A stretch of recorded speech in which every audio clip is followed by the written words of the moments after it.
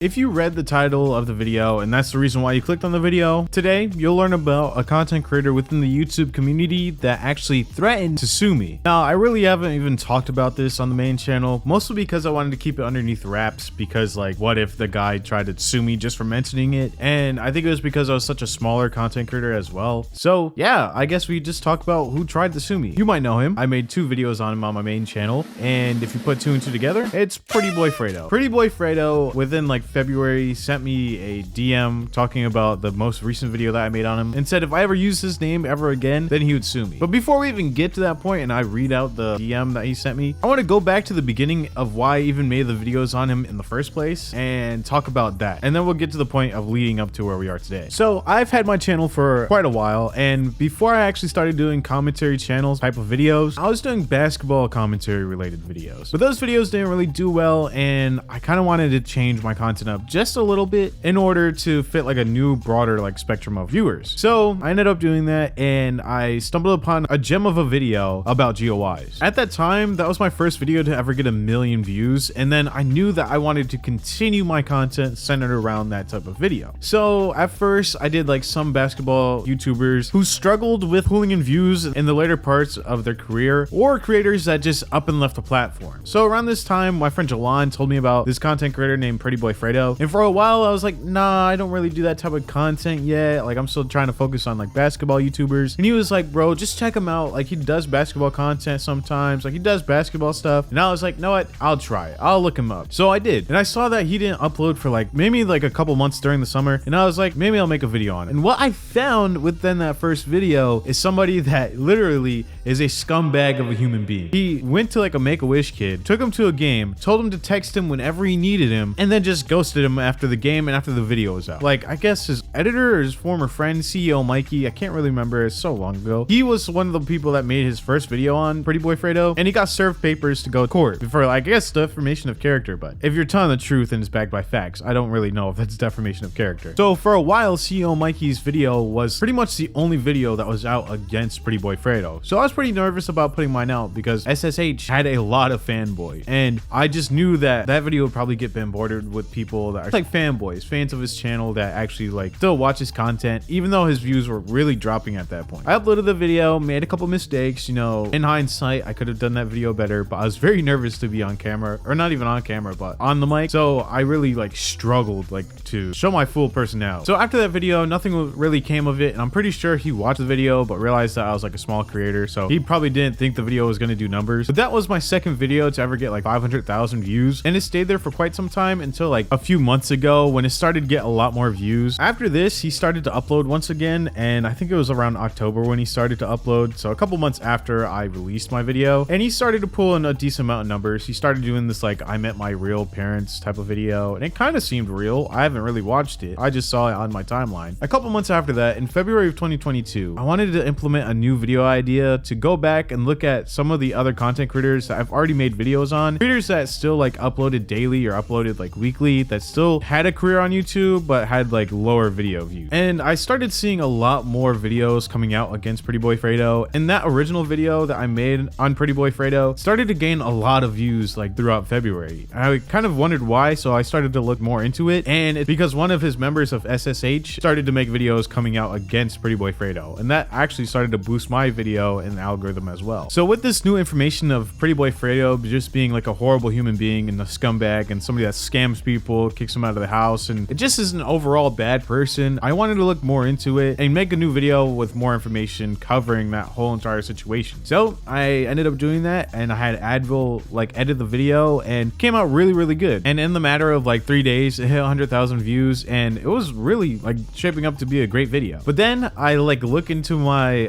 Instagram DMs probably like the following day, or no, I think it was a couple hours after actually, and PrettyBoyFredo sent me a message, and the message goes, I understand you trying to get views off my name and other content creators for your own personal gain, but please keep my name / brand or anything associated with me away from your channel. You don't know me personally or anything that goes on in my life. Stop spreading false information for your own personal gain, or I will take legal action if I feel the need to do so. So a lot of the things that I've saw is PrettyBoyFredo wants to be somebody that demands respect. disconnect. So what did I do? I just never texted him back, left him on red, and I knew that would hurt his ego. I looked for the DM like recently, and I couldn't even find it in my Instagram DMs, so I'm pretty sure he just deleted it and then just like was done with it because I never replied to him. But I just never like made another video on him. And there have been some cases where people asked me to make videos on him again, and I was like, nah, I can't afford a lawsuit right now. I mean, I'm pretty sure he can't either, but it's just to silence like smaller creators. So right after this, he sent me that DM, and I just was like, no, I'm not gonna mention him in anything, or I'm not even gonna make another video on him ever again. There's not really a need to do so anyways. But I saw him in more controversy recently, and I saw a video from JBM Fargo, who actually covered like the whole entire like every beef from PrettyBoyFredo, and his video The End of PrettyBoyFredo, and he covers a lot of the controversy and drama that has surrounded PrettyBoyFredo within this past year. Manipulated him into thinking that everything he was doing to help Fredo was for the greater good, and was gaslighted into thinking that his sacrifices would pay off in the end based on Fredo's promises. After paying for multiple last-minute flights to wherever Fredo wanted him to be,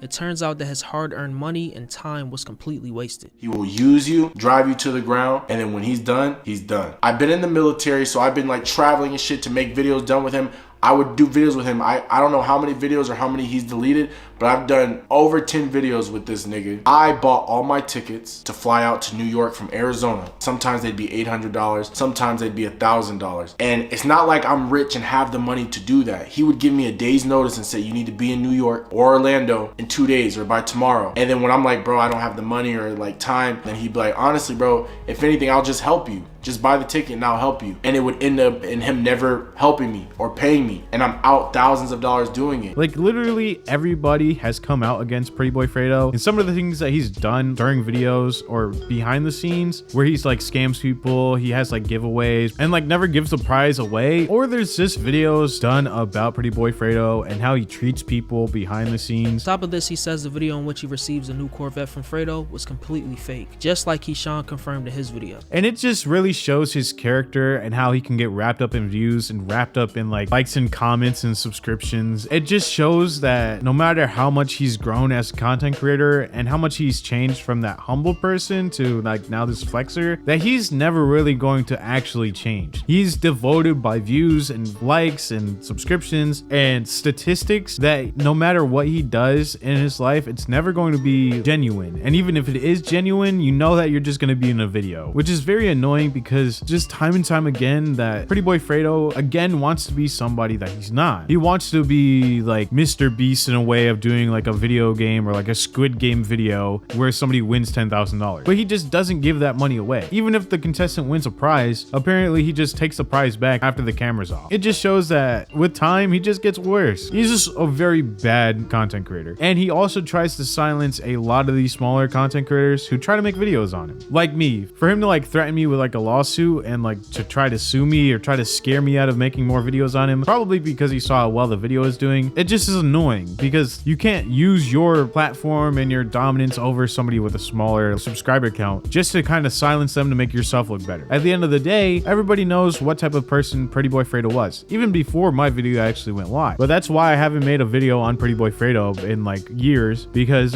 he tried to sue me. But if you enjoyed this video, make sure to leave a like and subscribe, and I'll see you in the next video.